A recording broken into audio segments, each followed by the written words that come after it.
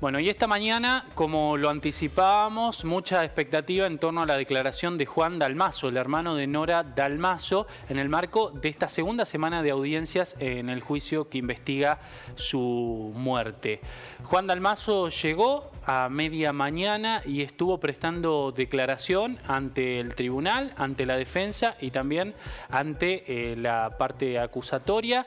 Lo hizo alrededor de 2 horas 20 y todavía tenemos entendido que permanece allí en el recinto de los tribunales a pesar de que ya ha terminado su declaración. Declaración que ha dejado algunos puntos y sobre todo un nombre con un alto impacto en esa declaración. Jorge está trabajando, ya lo hemos escuchado, allí en tribunales. Jorge, ¿qué está pasando ahora? Bueno, continúa el cuarto intermedio, todavía no ha comenzado a escucharse ningún testimonio y quiero aclararte con relación a lo que señalaba con anterioridad respecto del ingreso de Facundo y Valentina Macarrón.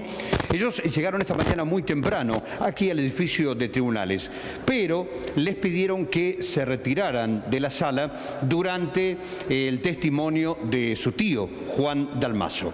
Así lo hicieron y ahora sí seguramente tendrán la posibilidad de volver a ingresar y los próximos testimonios serían los de Jorge Grassi, su esposa Malenka Gavassa. También se estaría escuchando el testimonio de Silvia Magallanes y volvería a brindar testimonio en la Cámara Primera del Crimen ante el Jurado Popular también Adrián Radaeli. Esto es lo que estaría ocurriendo en las próximas horas, pero en estos momentos, te reitero, hay cuarto intermedio. Y continúa desde luego aquí en los pasillos de tribunales analizándose lo que ha señalado hace algunas horas nada más Juan Dalmaso al momento de brindar su testimonio ante el jurado. Bueno, si te parece, Jorge, vamos a ir repasando frase por frase lo que ha sido la declaración del hermano de Nora Dalmaso, que eligió no hablar con los medios al terminar su declaración y también al inicio o al ingreso a los tribunales, pero ha dejado muchos títulos en ese sentido.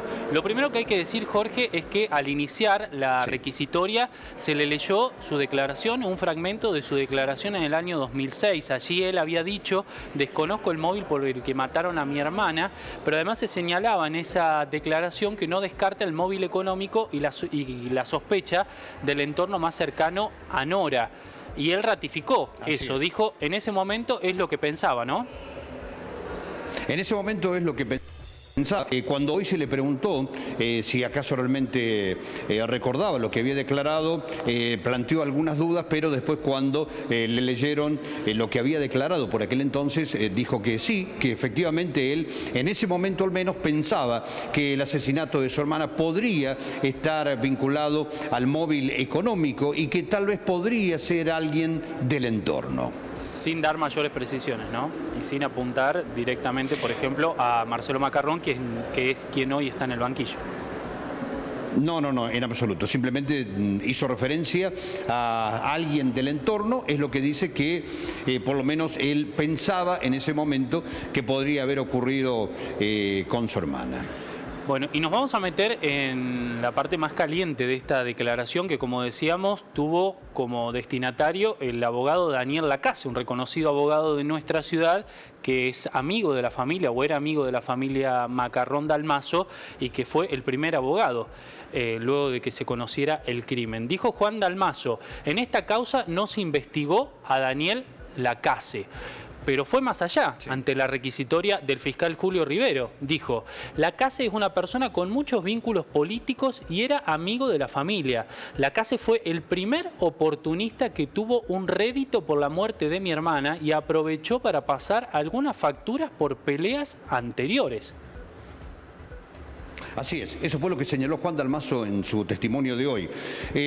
Tal vez no se profundizó demasiado en por qué Dalmaso realmente expresó esto ante el jurado. Hubiese sido bueno realmente saber por qué lo hizo, qué le hacía pensar esto, qué elementos tiene él para decir lo que dijo, pero en realidad no se profundizó demasiado en ese aspecto, por lo tanto quizás nos queda sabor a poco, sabiendo de que, bueno, dijo lo que dijo y no se puede pudo avanzar o no podemos conocer realmente por qué Dalmaso hoy expresó aquello de que fue el primer oportunista porque pasó algunas facturas y que estaba vinculado a la política y que por ende terminaba sacando un rédito del asesinato de Nora Dalmaso.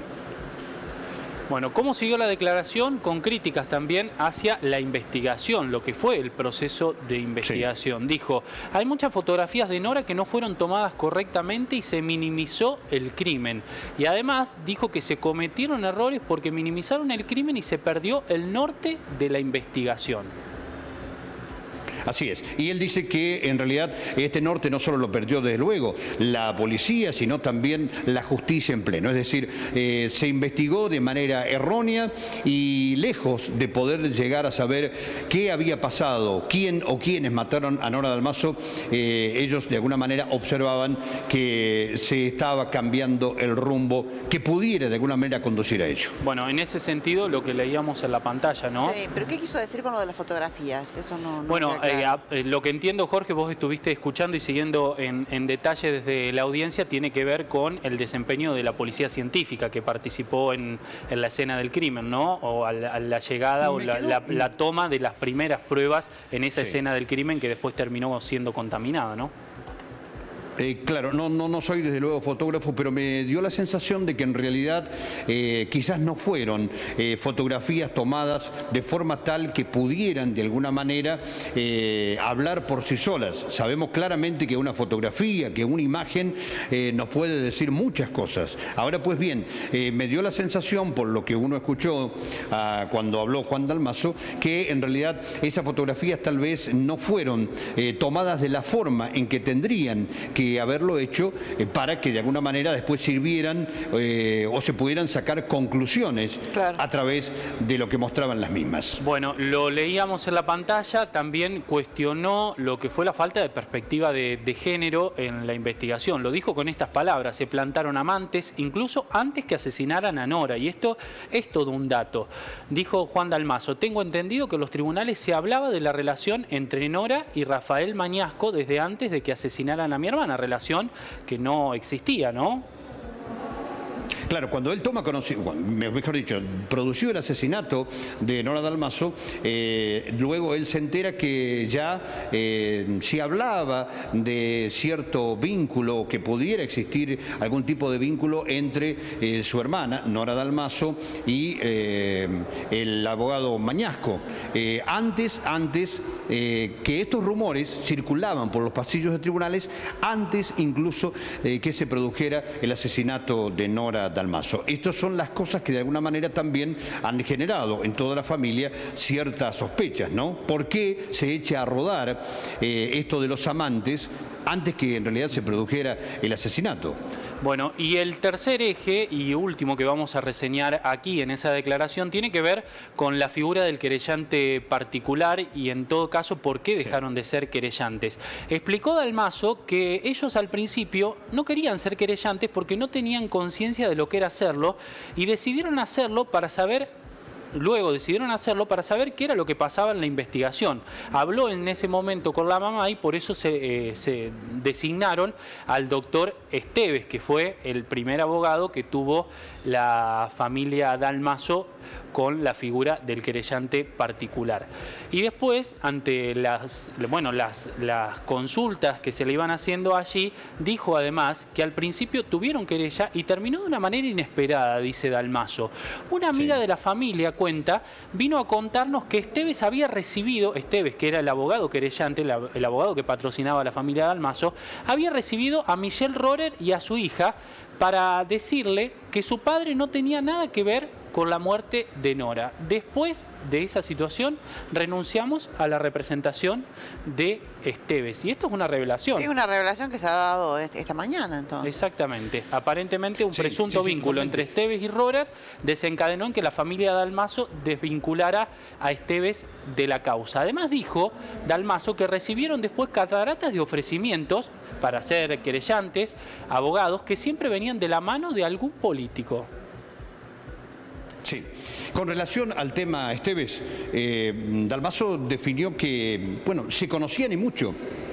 se conocían y mucho con el abogado Esteves y que fue justamente por sugerencia de este que dispusieron finalmente ingresar a la causa como querellantes. ¿Por qué? Porque les explicó que tendrían estas ventajas, estas otras, que así podían conocer realmente de qué manera iba avanzando la investigación, al margen tal vez de realizar algún tipo de aporte o no, porque recordemos que los querellantes generalmente se constituyen no solo para seguir de cerca la causa, sino también para realizar algún tipo de aporte a la causa en caso de que realmente puedan hacerlo. Pero, por lo menos en este caso, la sugerencia era que se constituyeran como querellantes para seguir de cerca la investigación. Por eso es que lo hicieron así, pero cuando tomaron conocimiento de lo que había ocurrido entre Esteves y Rohrer, siempre siguiendo, por supuesto, lo que señaló Juan Dalmaso en la audiencia de hoy, es que entonces directamente deciden dejar de lado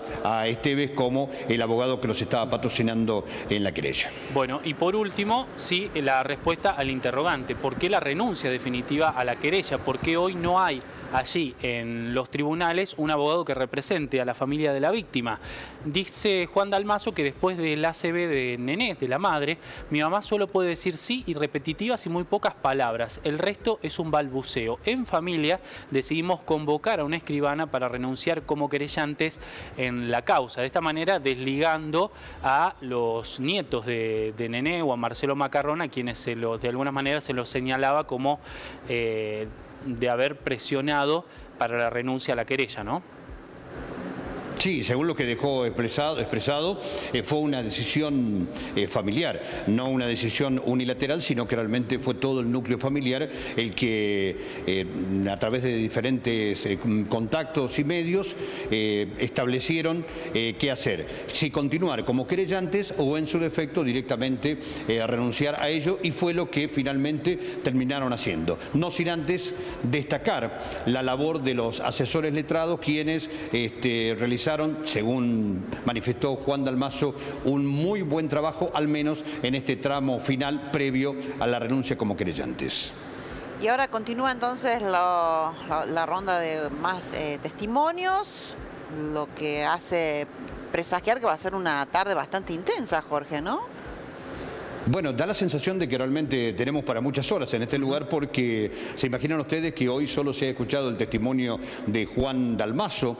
Si realmente se van a escuchar los testimonios de todos aquellos que se han previsto para el día de hoy, todavía restan 4, así que por lo tanto seguramente falta y mucho. No obstante, tengo entendido que Juan Dalmaso, generalmente cuando un testigo brinda su testimonio, después el trámite ante la Cámara es bastante rápido, pero no obstante, según lo que nos decían recién, probablemente Juan Dalmaso no se retire de este lugar por si acaso surgiera algún tipo de contradicción que haga que tengan que hacerlo regresar ante el jurado para volver a preguntarle o para consultarle por algún aspecto Bien. Que tal vez se pueda escuchar de boca de los nuevos testigos. Bien, Jorge, nos quedamos pendientes entonces de lo que suceda allí en tribunales. Ya volvemos. Muy bien. Gracias. Hasta luego. Hasta luego.